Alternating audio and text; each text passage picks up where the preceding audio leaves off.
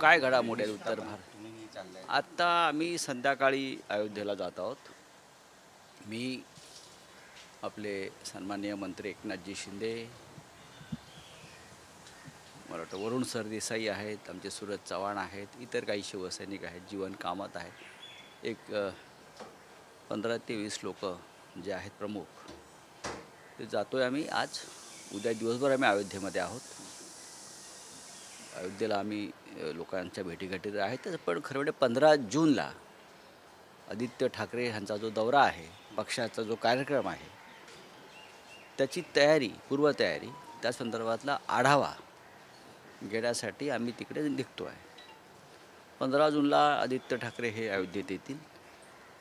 हे काय आमचं राजकीय शक्ती प्रदर्शन वगैरे नाही अजिबात, पण नक्कीच महाराष्ट्रातून काही प्रमुख लोक त्या दौऱ्यामध्ये उपस्थित असतील.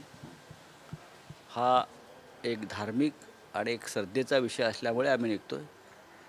गेल्या 2-2.5 वर्षापासून आम्हाला जमलं नाही जाणं कोविडच्या काळामध्ये, आणि बऱ्याच दिवसापासून हा एक विषय आमच्याकडे होता जाण्याचा.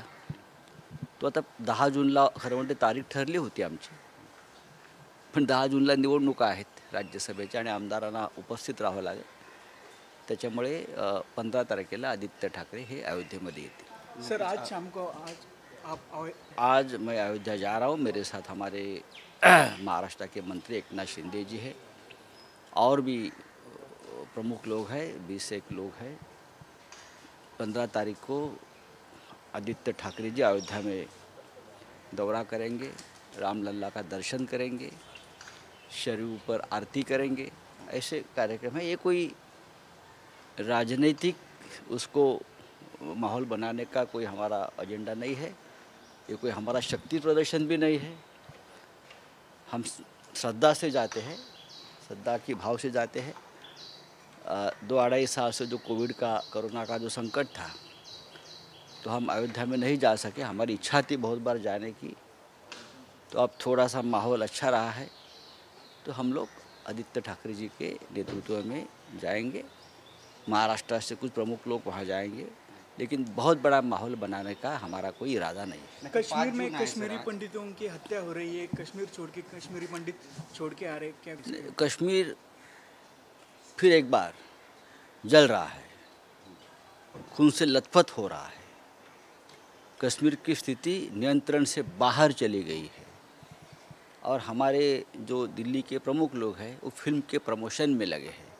कभी कश्मीर फाइल का प्रमोशन होता है, कभी पृथ्वीराज का प्रमोशन होता है, और वहाँ कश्मीरी पंडितों का जो आक्रोश है वो सुनने के लिए कोई तैयार नहीं है. मैं आपको बता रहा हूँ, कश्मीरी पंडित हो और हिंदू समाज के लोग हो, इतना ही नहीं, हमारे मुसलमान भाई जो है देशभक्त, जो वहाँ के सिक्योरिटी फोर्सेस में काम करते हैं, उनकी भी हत्या हो रही है, क्योंकि देश की रक्षा के लिए काम कर रहे हैं. अब तक 20 सिक्योरिटी फोर्सेस जो मुस्लिम है, अधिकारी है, उनकी हत्या हुई है. श्रीनगर से लेकर पुलवामा तक हवलदार, DYSP, SP रैंक के मुस्लिम अधिकारी इसलिए मारे गए हैं क्योंकि वो देश की रक्षा से जुड़े हैं. कश्मीरी पंडितों को फिर एक बार भगाया जा रहा है, मारा जा रहा है. कश्मीर के हज़ारों पंडित अब घाटी छोड़कर अपने ही देश में निर्वासित हो रहे हैं. लेकिन सरकार क्या कर रही है? कल महाराष्ट्र के मुख्यमंत्री उद्धव ठाकरे जी ने एक बयान दिया है और कहा है कि कश्मीरी पंडितों का जो पलायन चल रहा है, जो हत्या शुरू है, उस बारे में शिवसेना पक्ष प्रमुख उद्धव ठाकरे जी ने बहुत ही गहरी चिंता व्यक्त की है, और ये कहा है कि महाराष्ट्र पूरी ताकत से, महाराष्ट्र की सरकार और शिवसेना पूरी ताकत से कश्मीरी पंडितों के साथ रहेगी, और जो जो उनके लिए करना है, उनकी फैमिलीज़ के लिए करना है, वो महाराष्ट्र सरकार उनको पूरी मदद दे देगी. ये कल राज्य के मुख्यमंत्री उद्धव ठाकरे जी ने अपना बयान दिया है, और हम उस बारे में कोई एक प्लान बना रहे हैं. पीएम मराठीमध्ये सांगा की नेमका काय प्लान असणार आहे. साजरे केले जात आहेत 370. 8 वर्ष कसले साजरे करत आहे. तिथे काश्मीर हिंदूंच्या रक्तानं भिजून चाललं आहे. रोज काश्मीरी पंडितांच्या हत्या होत आहेत. हजारो काश्मीरी पंडित आपल्या मुलाबाळांना घेऊन पलायन करत आहेत.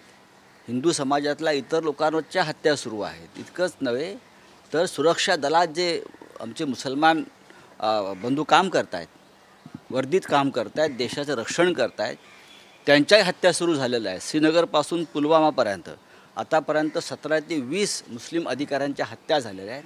कारण त्या देशाच्या रक्षणासाठी ते उभे आज काम करत आहेत. आणि सरकार काय करत आहे तर काश्मीरी फाईलचं प्रमोशन करत आहे. काश्मीर फाईल सिनेमा आता पृथ्वीराजचं प्रमोशन करत आहे. हे सरकारचं काम आहे. तिकडे आक्रोश चाललेला आहे, लोकांचं स्थलांतर पलायन सुरू आहे. अत्यंत गंभीर परिस्थिती काश्मीरमध्ये आहे आणि सरकार भारतीय जनता पक्षाचं आहे. त्याच्यावरती एकही भाजपचा नेता तोंड उघडायला तयार नाही. तुम्ही ताजमहाल खालचं शिवलिंग शोधताय, तुम्ही ज्ञानवापी मशिदीचा खाली शिवलिंग शोधताय, तुम्ही हे वाद निर्माण करताय. पण खरा वाद हा काश्मीरमधल्या पंडितांचा आक्रोश तुम्ही का ऐकत नाही हा आहे. कालच महाराष्ट्राचे मुख्यमंत्री आणि शिवसेना पक्षप्रमुख उद्धव ठाकरे यांनी काश्मीरी पंडितांचं पलायन आणि हत्याकांड याबाबत अगदी मनापासून संवेदना व्यक्त केल्या आणि त्यांनी सांगितलेलं आहे की महाराष्ट्र सरकार आणि शिवसेना काश्मीरी पंडितांच्या प्रश्नाकडे गांभीर्यानं पाहिल आणि त्यांना जे त्यांच्यासाठी आम्हाला करता येणं शक्य आहे ते राज्य सरकार आणि शिवसेना करेल. काश्मीरी पंडितांचं आणि शिवसेनेचं एक नातं कायम राहिलं आहे बाळासाहेब ठाकरेंच्या काळापासून, ते यावेळीही कायम राहील. पण भाजप सर एकीकडे टीका करते. टीका करायला काय झालं आहे? काश्मीरी पंडित मरतायत त्याकडे पहा, त्याच्यावर बोला. टीका कसली करताय? हां, 1990 साली जेव्हा काश्मीरी पंडितांचं हत्याकांड झालं आणि पलायन झालं तेव्हाही भारतीय जनता पक्षच केंद्रात सत्तेवरती होता आणि आजही भारतीय जनता पक्षच सत्तेवर है. कल पीएम ने 8 साल का जो रिपोर्ट कार्ड है वो रिपोर्ट कार्ड में कश्मीरी पंडितों का घर वापसी का जो वचन दिया था वही क्या वो आप देख लीजिए. 8 साल हो गए कश्मीरी पंडित का पलायन शुरू है. जिसमें सर्जिकल स्ट्राइक्स एक होने से कश्मीरी पंडितों की हत्या रुक गई क्या? बढ़ गई है. सर आज योगींचा वाढदिवस आहे. आमच्या त्यांना शुभेच्छा आहेत. योगीजी हे एक प्रमुख नेते आहेत, हिंदुत्ववादी विचारांचे एक प्रखर असे राष्ट्रीय नेते आहेत आणि योगींकडून देशाला खूप अपेक्षा आहेत. नक्की सर, एक शेवटचा प्रश्न आहे. औरंगाबादचा मुद्दा आहे. संभाजीनगर होणार आहे का नामंजूर? कारण तसे बॅनर सुद्धा लागले. काही दिवसांपूर्वी मनसेने सुद्धा असेच बॅनर लावले. बरं, मुख्यमंत्री त्याच्यावर बोलतील.